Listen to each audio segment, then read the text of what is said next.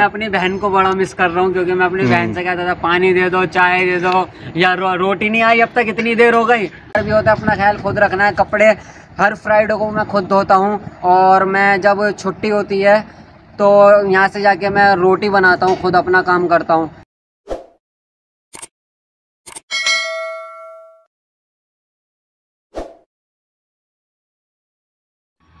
अस्सलाम वालेकुम अबार भाई, क्या हाल है? खैरियत से हैं? जी अल्लाह का शुक्र है। वालेकुम अस्सलाम जी, खैरियत से हैं। अच्छा, तो दुबई में आप कौन सी कंट्री से आए हैं? सबसे पहले तो आप ये बताएं। मैं दुबई से, इंडिया से आया हूँ। ओके, कितना टाइम हो गया आपको आके?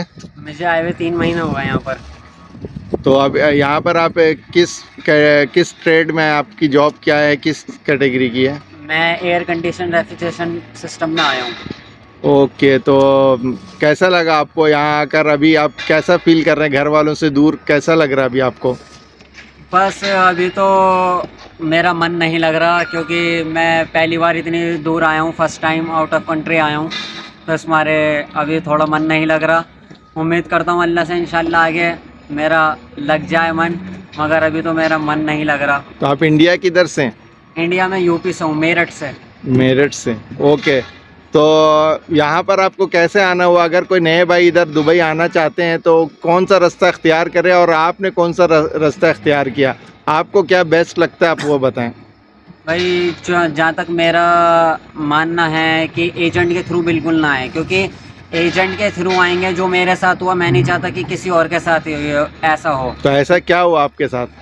बस एजेंट ने बोला कि हम तुम्हें ऐसे टेक्नीशियन की जॉब दिलाते हैं, और तुम्हारी इतनी सैलरी होगी, 1800 दरहम होगा, और तुम्हारा ये रूम होगा, इस तरीके से तुम्हारा ट्रांसपोर्ट होगा, इस तरीके से पूरा एकोमोडेशन होगा, तुम्हारा मेडिकल का ये खर्चा होगा।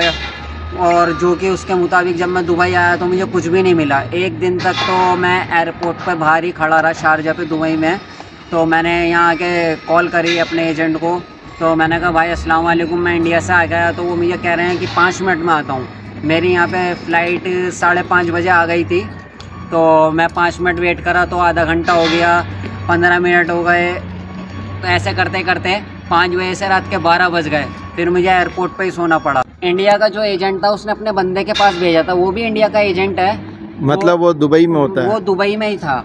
जो इंडिया का एजेंट है उसने अपने बंदे के पास भेजा था, वो भी इंडिया का था। तो बस मैं वहाँ खड़ा रहा, रात के 12 बज गए। तो अगले दिन सुबह 9 बजे फ़ोन आता है, तो मैंने सारे रात खड़े होकर एयरपोर्ट पे ही गुजारी। तो फिर फ़ोन आता है मेरे पास एजेंट का, आप हमारे पास आए नहीं, आप कहाँ रह गए? मैंने कहा आपने स्विच ऑफ कर लिया और आपने बताया भी नहीं। तो आप कौन से एयरपोर्ट में आए थे? दुबई में? शारजा एयरपोर्ट पे आया था। शारजा एयरपोर्ट पर आए थे?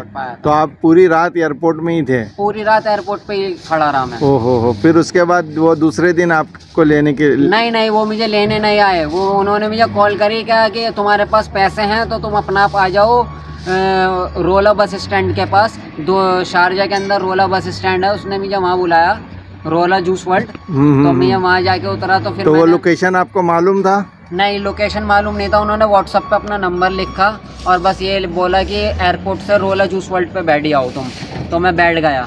तो उन्होंने मुझे वहाँ से, फिर मैं वहाँ आके कॉल करी तो उन्होंने मुझे वहाँ से बंदा भेज के हायर करवाया। एजेंट के चक्कर में बिल्कुल ना पड़े, सीधा अपना वेबसाइट पे जाएँ, कंपनी देखें, और या खुद अपने ही तरीके से नॉर्मली, जैसे मैं आया हूँ विजिट वीज़े पे, आप विजिट वीज़ा पे भी आ सकते हैं। विजिट वीज़े पे बगैर किसी एजेंट के विजिट वीज़े पे आना आपके लिए ज़्यादा बेहतर रहेगा, और उसमें आपको जॉब सर्च करने में आसानी रहेगी।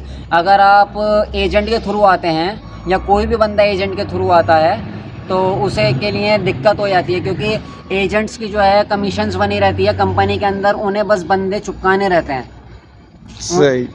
अगर आप बेहतर समझे, आप ये बता सकते हैं कि आपको जो उन्होंने कहा था कि 1800 दरहम या 2000 दरहम सैलरी होगी, अभी आपको कितनी मिल रही है? आप कुछ बता सकते हैं? ऐसा कुछ भी नहीं है, ना ही 1800 दरहम सैलरी है, ना ही उतरते ही मुझे वाईफाई मिला।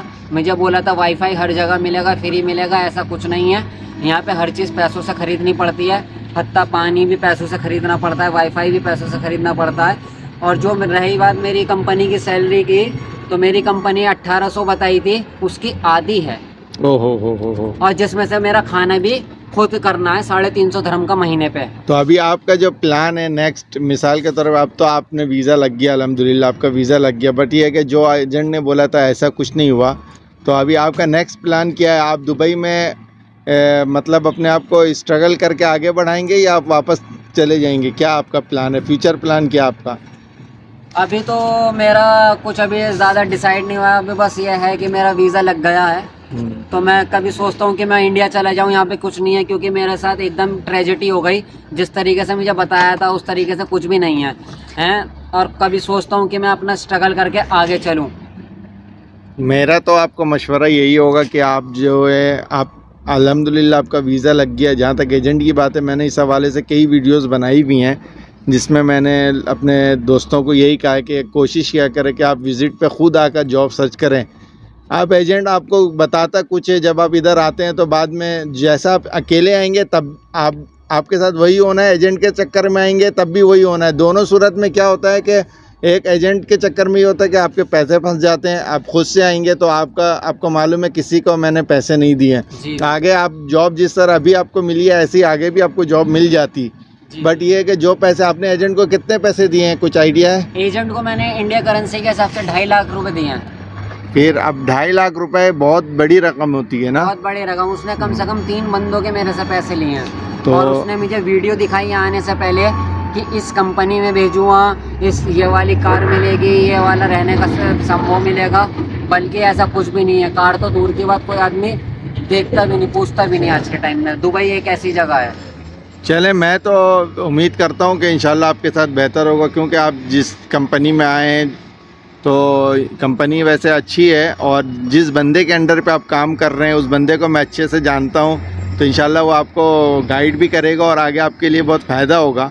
तो आप बिल्कुल टेंशन नहीं लें और आप यहीं कंटिन्यू करें। उम्मीद है, अल्लाह से दुआ करें, अल्लाह ने चाहा तो बेहतर होगा। और स्ट्रगल की जहाँ तक बात है, वो तो ये भी पार्ट ऑफ लाइफ है, हमेशा नहीं रहता है। तो इंसान मेहनत करता रहे तो रास्ता अल्लाह ताला निकाल ही देता है। बस अल्लाह ताला ने एक मेरा ये थोड़ा हाथ पकड़ा है। जब मैं ये काम पे डाला था तो मुझे रंबल पे डाल दिया था, एसी टेक्नीशियन बता के रंबल पे डाल दिया था, तो मैं रंबल निकाल रहा था। तो अल्लाह से यही दुआ कर रहा था, अल्लाह मैं जिस फील्ड में आया उसमें चला जाऊँ। तो अल्लाह ने उसी कंपनी में एक बंदा था तो उन्होंने मुझे हायर करा, तो अब मैं उनके अंडर में काम कर रहा हूँ। चलें, ये तो बहुत अच्छी बात है। बस कोई ऐसी बात नहीं है, टेंशन नहीं लें। और बाकी अपने दोस्तों को जो मशवरा देना चाहते इस हवाले से फाइनली आप दे दें, फिर हम वीडियो को एंड करेंगे। बस मेरा आखिरी मशवरा ये है भाई, किसी पे ब्लाइंड फेथ विश्वास ना करें। आप जो भी आपको करना है खुद अपने बलबूते पे, जब आप एजेंट के थ्रू आएंगे यहाँ पे आके आप खुद कोई मेहनत करनी है। और सब में पहली बात, जो भी यूएई आना चाहता है या कतर जाना चाहता है या ओमान जाना चाहता है, कोई सी भी फॉरेन कंट्री, गल्फ़ कंट्री जाना चाहता है, सब में पहले एक्सपीरियंस से पहले वो खाना बनाना ज़रूर सीख ले।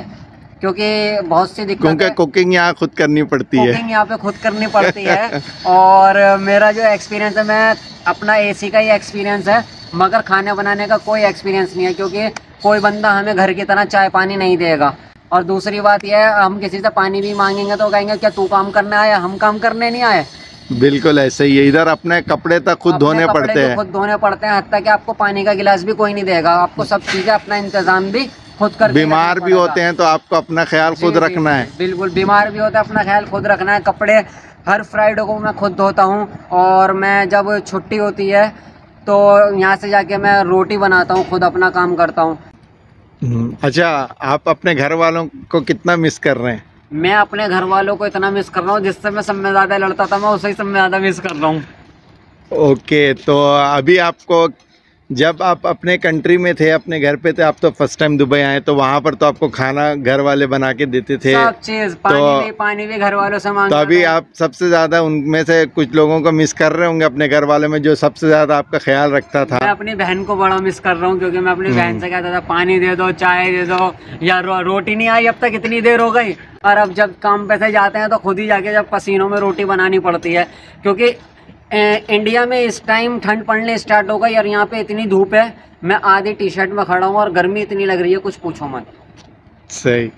तो चलें, उम्मीद करते हैं इंशाल्लाह ताला आपकी तमाम परेशानी दूर होगी, अल्लाह ने चाहा तो बेहतर होगा। सही है। अच्छा, तो आभार भाई, अब हम लोग इजाज़त लेते हैं। आपने बहुत अच्छा अपना एक्सपीरियंस शेयर किया। यकीनन मेरे व्यूवर्स को बात भी समझ में आई होगी। जो भाई दुबई आना चाहते हैं उनकी आंखें भी खुल गई होंगी कि उन्होंने किस किस चीज़ों की तैयारी करके आनी है। जी जी। तो अब मैं वीडियो का एंड करूँगा, आप मेरे व्यूवर्स से कह दें चैनल को सब्सक्राइब कर दें। आप इसे बहुत फॉलो करें, लाइक करें, सब्सक्राइब करें इस चैनल को, और जितनी भी इस तरीके की जानकारी आपको चाहिए आप कमेंट सेक्शन में भेज सकते हैं इस लिंक के ऊपर। Thank you.